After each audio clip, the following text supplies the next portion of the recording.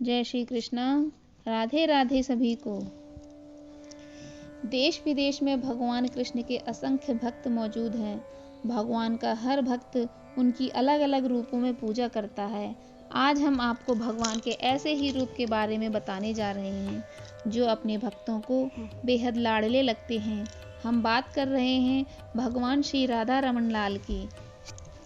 श्री राधा रमन जी का मंदिर श्री गौड़ी समाज के सबसे प्रसिद्ध मंदिरों में से एक है और श्री राधा रमन जी उन विग्रहों में से आते हैं जो कि अब भी वृंदावन धाम में स्थित है। ऐसा कहा जाता है कि अन्य विग्रह तो वृंदावन छोड़कर जयपुर चले गए थे, लेकिन श्री राधा रमन जी कभी भी वृंदावन छोड़कर नहीं गए और 1532 से यहीं पर विराजमान हैं। मंदिर के दक्षिण में श्री राधा रमन जी का प्राकट्य स्थल और गोपाल भट्ट गोस्वामी जी की समाधि स्थल भी है। कहा जाता है कि गोपाल भट्ट गोस्वामी जी ने ही राधा रमन के विग्रह को प्रकट किया था। श्री गोपाल भट्ट गोस्वामी जी अपने प्रचार यात्रा के दौरान गंडकी नदी में स्नान कर सूर्य भगवान को अर्घ दे रहे थे। तभी उनकी हथेली में शालिग्राम भगवान का एक अद्भुत शिला उनके हाथ में आ गया। जब गोस्वामी जी दोबारा अर्घ लिया तो पुनः एक और शिला उनकी हथेली में आ गई। इस प्रकार 12 बार करते हुए 12 शालिग्राम जी उनकी हाथ में आ गए। फिर गोपाल भट्ट गोस्वामी जी उन शिलाओं को लेकर वृंदावन धाम लेकर आ गए और यहाँ पर आकर यमुना नदी के केशी घाट के नज़दीक एक कुटी बनाकर उन सभी शिलाओं को वहाँ विराजित कर दिया और श्रद्धा भाव से पूजन अर्चन शुरू कर दिए।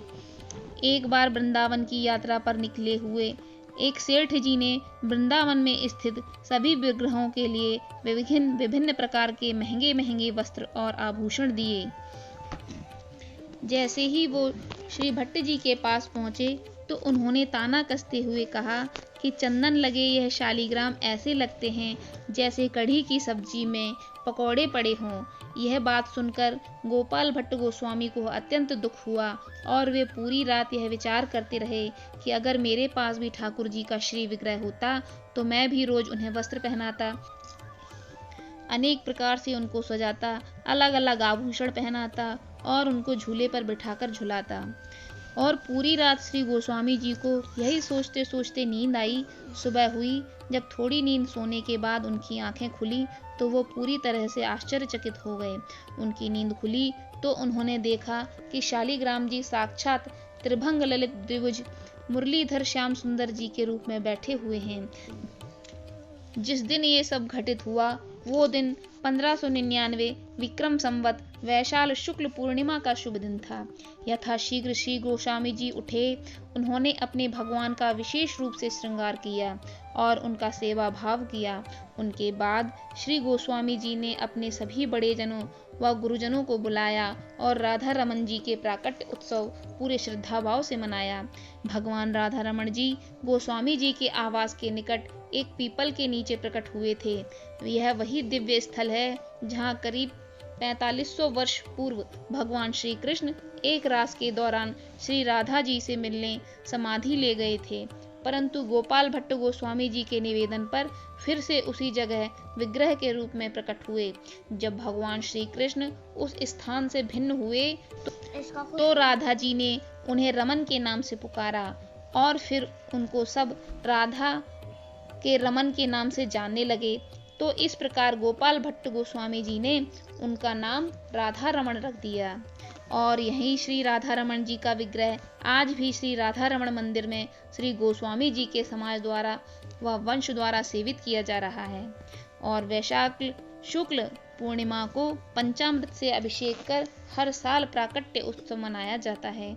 और गोपाल भट्ट गोस्वामी जी जिन अन्य श्री 12 शालिग्राम जी के 11 शिलाओं की सेवा की थी वो सभी ऐसी मंदिर में स्थित हैं।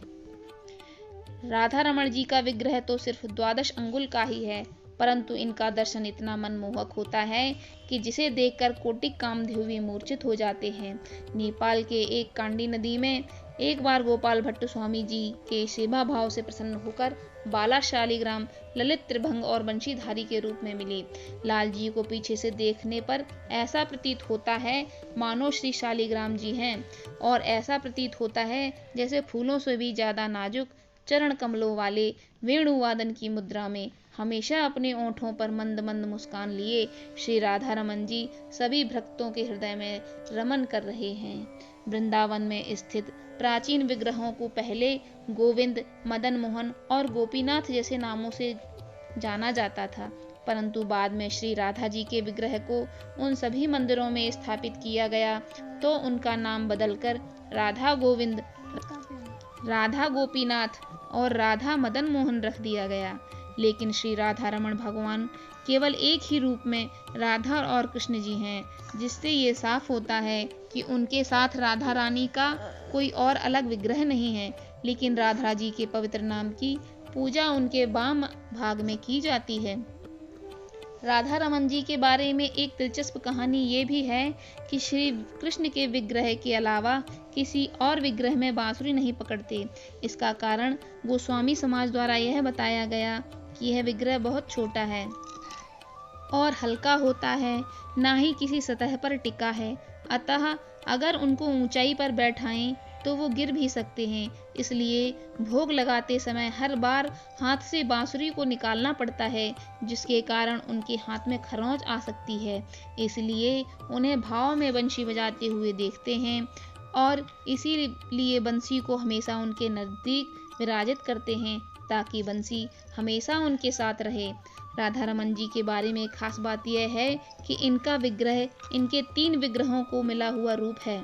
इनका मुख अरविंद गोविंद देव के समान है और वक्षस्थल गोपीनाथ के समान है और इनके चरण कमल मदन मोहन जी के समान हैं।